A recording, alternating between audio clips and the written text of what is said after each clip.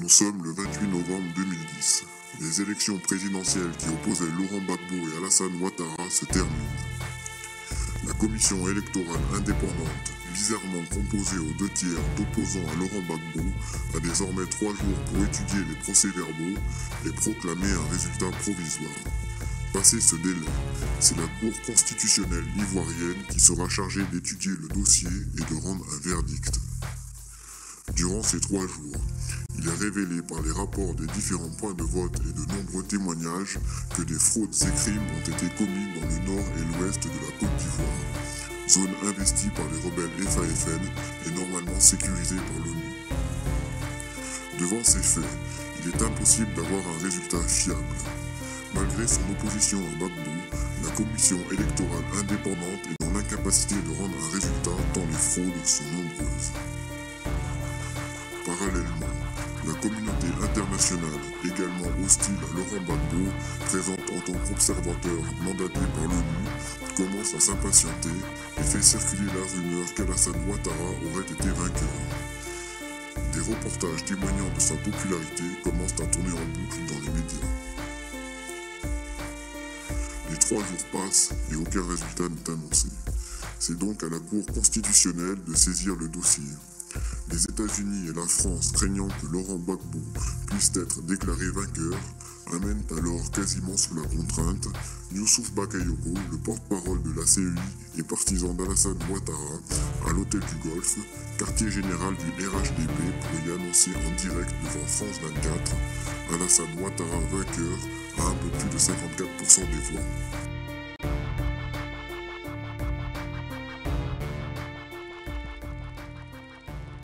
C'est un scénario incroyable auquel nous avons assisté cet après-midi. Nous nous sommes rendus dans le quartier de la Riviera pour assister à une conférence de presse du RHDP, le parti d'Alassane Ouattara.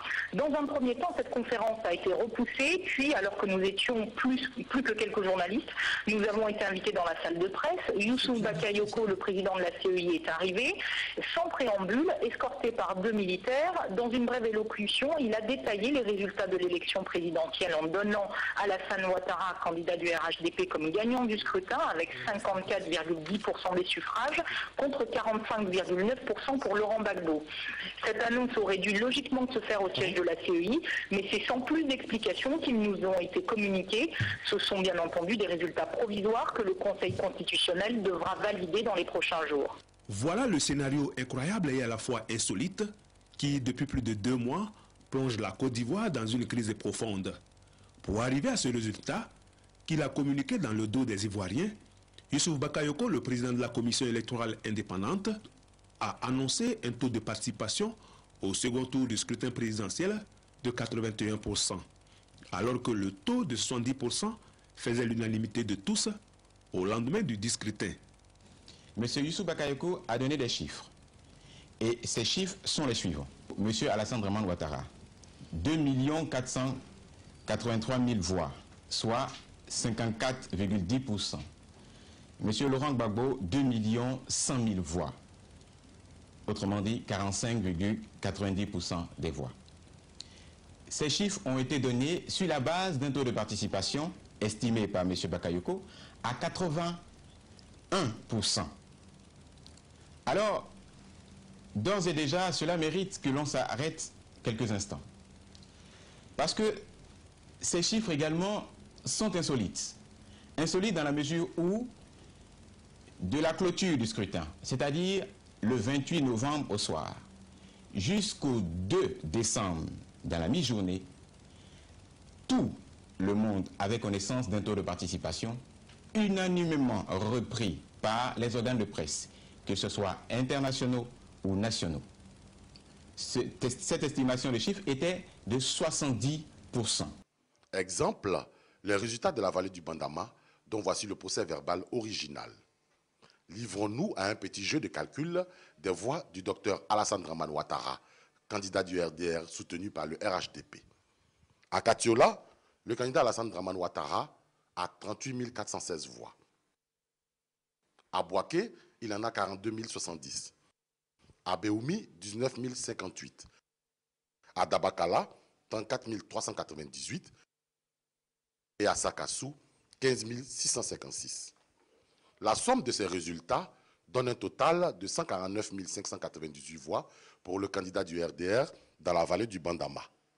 Mais le chiffre transmis à la commission électorale indépendante centrale logée à Abidjan par la commission électorale régionale de Bouaké donne 244 471 voix au candidat, le docteur Alassane Dramane Ouattara, en lieu et place des 149 598 voix qui sont le vrai total, soit un surplus de 94 873 voix. Toute chose qui a heurté le bon sens logique de certains commissaires de la CEI et certainement du président Youssouf Bakayoko, en plus de tous les événements qui ont empêché le scrutin de se dérouler dans des conditions démocratiques. Du coup, le nombre de votants dans la vallée du Bandama, qui est la somme des suffrages exprimés dans cette région et des bulletins nuls enregistrés, est de 184 077 voix, pendant que les suffrages exprimés eux-mêmes sont de 286 260 voix. Les suffrages exprimés seraient donc supérieurs au nombre de votants. Stupéfaite de cette annonce, la Cour constitutionnelle invalide immédiatement ce résultat et crie au scandale, car comme le veut la Constitution ivoirienne, c'est la Cour constitutionnelle seule qui est habilitée à proclamer et valider les résultats des élections présidentielles. La commission électorale réplique en confirmant qu'Alassane Ouattara est le vainqueur de ces élections. Elle refuse même tout recomptage des voix. Nicolas Sarkozy, de plus en plus présent dans ces élections, se permet même d'annoncer que Laurent Gbagbo doit céder la place immédiatement sous peine de sanctions. Devant la menace d'un coup d'État électoral, la Cour constitutionnelle ivoirienne décide d'invalider les votes où ont lieu les fraudes, ce qui donne gagnant Laurent Gbagbo à plus de 51% des voix. Ce dernier est alors déclaré vainqueur par la Cour constitutionnelle. À partir de là, la France entre directement en guerre contre Laurent Gbagbo. L'ONU, sous dictat français, eux-mêmes sous dictat américain, intègre dans ses rangs une partie de l'armée rebelle et fait appel à un renfort militaire auprès de l'Union africaine appelée ECOMOG. L'Union africaine refuse, sauf le Sénégal, le Burkina Faso, chef de la rébellion, et le Nigeria, qui sont tous trois depuis longtemps voués corps et âme aux intérêts français. Devant de telles ingérences et sous la pression française, le Bangladesh, présent en tant que casque bleu, décide de se retirer, laissant ainsi le champ libre à l'ICORN. Les forces loyalistes de Laurent Gbagbo, régulièrement entravées par l'ONU, essuient de plus en plus d'attaques rebelles étonnamment organisées, renseignées et armées, forces qui peu de temps avant étaient en proie de sanglantes rivalités internes. Ces affrontements répétés font chaque jour de nouvelles victimes militaires et civiles en Côte d'Ivoire. Victimes systématiquement attribuées au président Gbagbo. L'ONU, sous dictat français, reçoit pour ordre d'accélérer les choses. Gbagbo doit partir, même si cela requiert de nous impliquer davantage. Dès lors, l'ONU et la licorne ne cessent de provoquer les forces loyalistes. Ils forcent les passages, ils mettent en place des barrages et des points de contrôle. Ils se substituent à l'autorité légale que sont les forces de Laurent Gbagbo, espérant ainsi une réplique qui leur permettrait de justifier aux yeux de tous des frappes qui les feraient progresser. Cependant, les forces loyalistes restent muettes aux provocations. L'ONU doit mettre en place une nouvelle stratégie.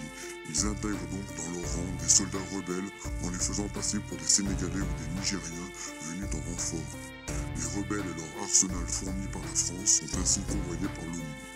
Libres de circuler sans crainte d'être arrêtés par les forces loyalistes, ils donnent l'assaut une fois la nuit tombée. Prenant l'armée régulière à revers, ils réussissent à gagner du terrain.